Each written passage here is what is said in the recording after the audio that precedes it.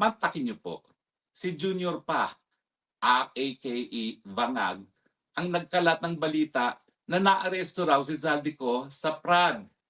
Bakit ko naman sinasabing fake news yan? Eh di simple, tinawagan ko yung immigration police sa Prague at tinanong ko kung nandun ba ang Elizalde ko. Sumagot sila, wala. Nagsalita na nga si Harry Roque at kinonperma sa Czech Republic authorities na wala umanong Elizalde na nakakulong sa ngayon sa Prague. Ito ay matapos sabihin ni BBM na nahuli na umano si Zaldico roon. Ngayon ang katanungan ng karamihan, asa na nga ba si Zaldico?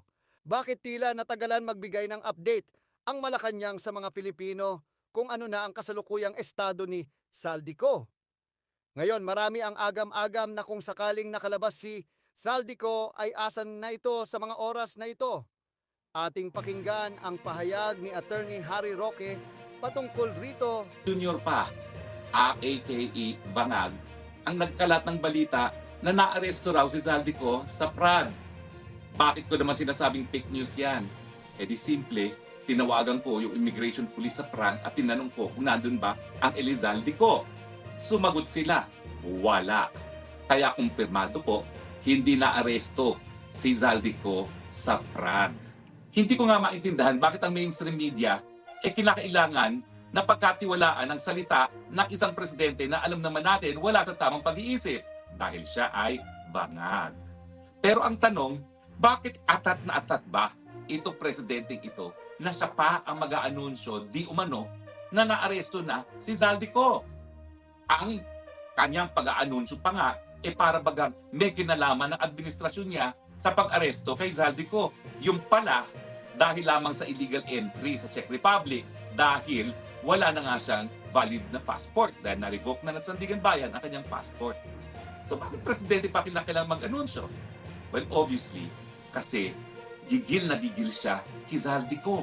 Dahil si Zaldico lamang ang testigo na magpapatunay na siya bilang presidente ang arkitekto ng korupsyon sa flood control scam at sa lahat ng kabalastugan sa infrastructure projects.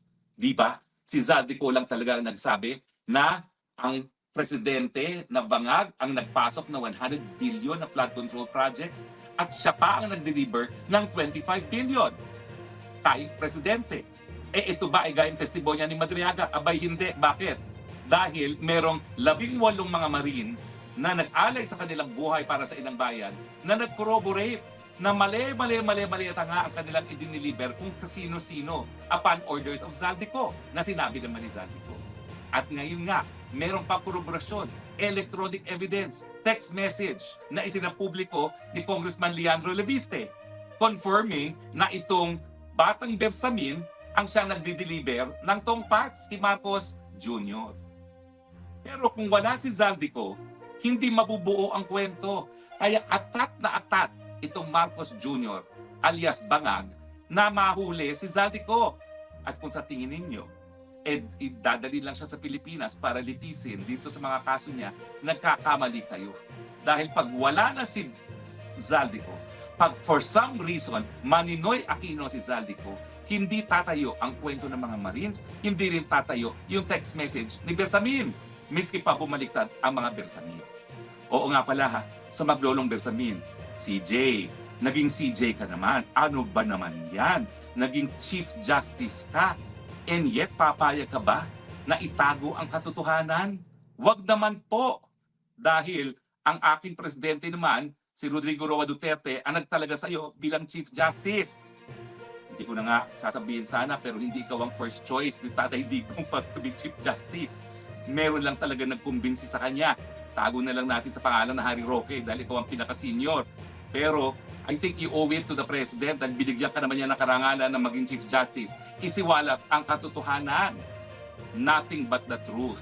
At yan nga ay koroborasyon na yung mga text messages ni Leandro Leviste ay authentic and pursuant dun sa testimonya na recorded ni Zaldico. Yan ang dahilan kung bakit nagpakalat ng fake news ang presidente. Yung gigil niya, yung eagerness niya na talagang gurgurin si Zaldico dahil akala niya mahahawakan na niya si Zaldico, mauuwi niya, mapapabaliktad at kung hindi mapapabaliktad, baka magurgor. Well, I have news for you. magre-resign ako sa pagiging abogado kung mauiwi niyo si Zaldico in 3 weeks, gaya ng sinabi ni Secretary John D. Hindi po mangyayari yan dahil alam ng buong daigdig kung ano ang siniwalat ni Zaldico. All you have to do is to type the name of Zaldico in Google. Lalabas at lalabas yung kanyang revelasyon na presidente, arkitekto ng korupsyon sa Pilipinas. And by now, alam na ng buong daigdig ang issue ng korupsyon sa Pilipinas.